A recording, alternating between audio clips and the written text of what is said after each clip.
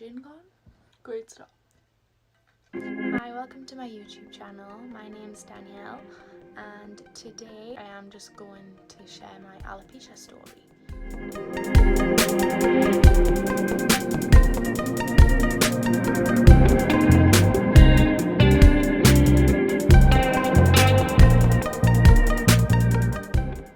This definitely isn't a sob story for me, it's just part of me, part of my life, and definitely important to share because I know how much it can help a lot of people in terms of them knowing that they aren't alone, there's other people out there, and just kind of give someone else some reassurance. So I am now 21-year-old and I've had alopecia since I was 2, so I've had it practically all of my life. And for me, I'd say it hasn't been hard in the sense of what a lot of people might expect. So growing up with it has probably made it easier because I haven't known any different. I see a lot of people who develop it later on in life, and I can see how devastating it can be for people to go from having hair to losing their hair. So for me, because I've never had it, I've never known any different, like I've said. But yes, I developed it when I was 2-year-old. It was about a 20p piece size on the top of my head, just a little patch, which my mum noticed, and she took us to the doctors, and the doctor just looked at it and was like, oh, it's just baby alopecia, it'll go away. Kind of dismissed my mum as if she was kind of being a fussy parent, kind of over the top, exaggerating it a little bit. And clearly it wasn't baby alopecia, and clearly it didn't go away because clearly it got worse.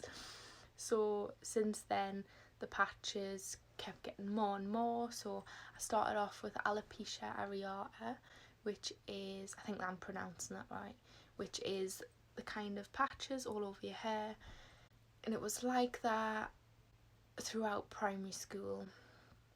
And in primary school I used to wear a little cap because the patches were kind of on the top of my head, so I would wear a little cap just to kind of disguise it. Obviously people kind of knew I was a little bit different then because I was allowed to wear a cap and they weren't. And to be honest, my childhood growing up with it in primary school, I hear about so many people who have alopecia and they've suffered during school with bullies and things like that, and to be honest, I've never had that. I've been to a lovely school, the teachers were great, and I've never been bullied. Obviously there's been the odd name calling, there's just always going to be that one person, but it was like the odd time. It was never really constant or bullying, or not that I know of anyway. And I had my eyelashes and eyebrows throughout that time as well. So I did look pretty normal apart from wearing the cap and stuff because I still had hair on my face in terms of eyelashes and eyebrows. But then when I got a little bit older, that's when it started to get worse. So once we cut my hair short, my mum had like a discussion where like, I think we should just shave it off, because like I was just clinging onto little bits of scraggly hair and it looked awful. So one day I was happy to, and we just shaved it off, and then since then it didn't grow back.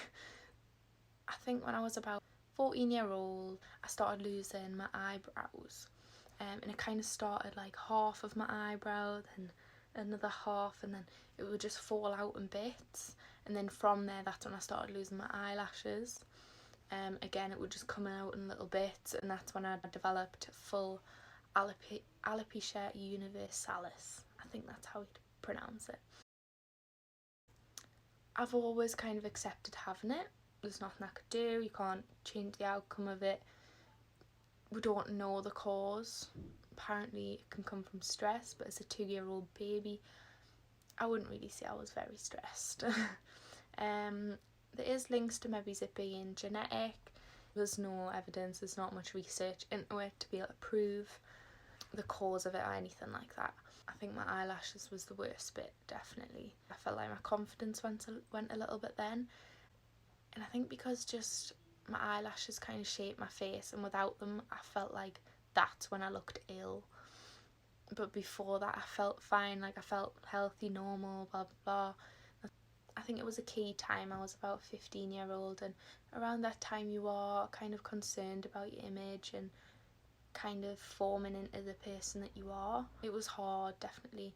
I'm definitely someone who keeps a lot inside, so it would kind of always come out at once.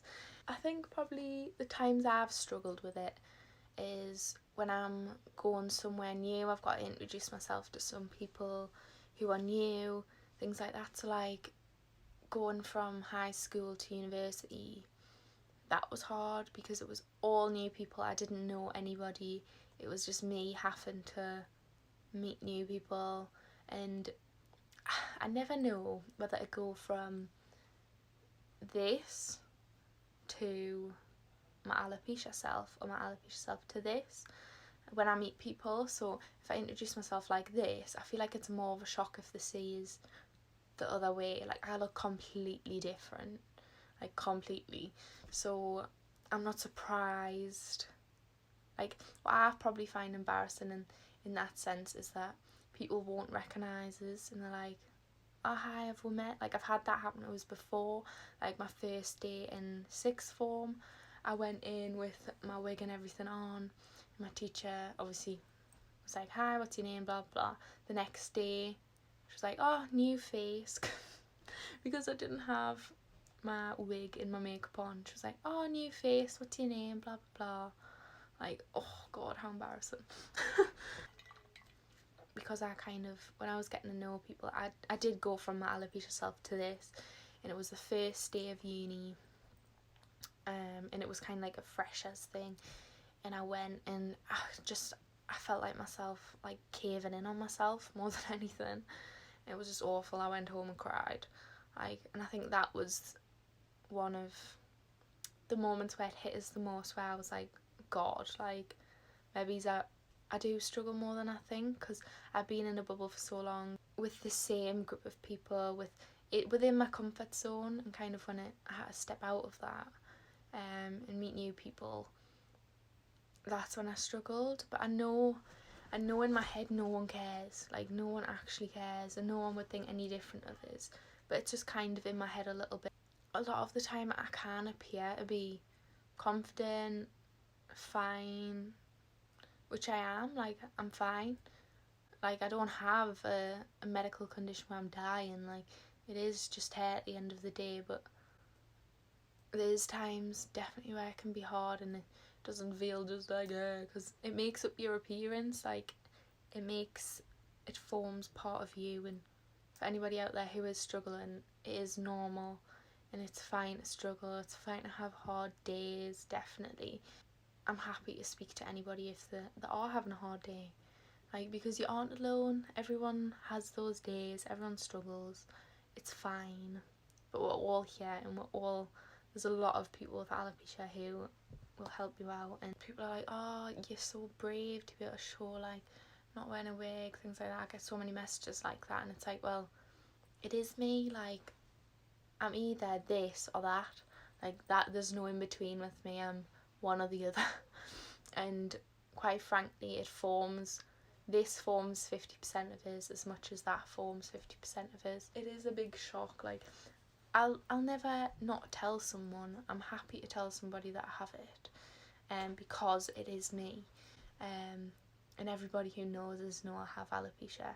But again, I think it's just with new people, it's hard to, like, when do you tell them, or which way do you do it. People are fine with it, like people don't care, and it's all in your own head, and you are the biggest battle in all of this completely. Your own mind can take over and tell you a lot of things that people care. Oh, they're looking at you, like, yeah, I go on holiday and people look at you, trust us.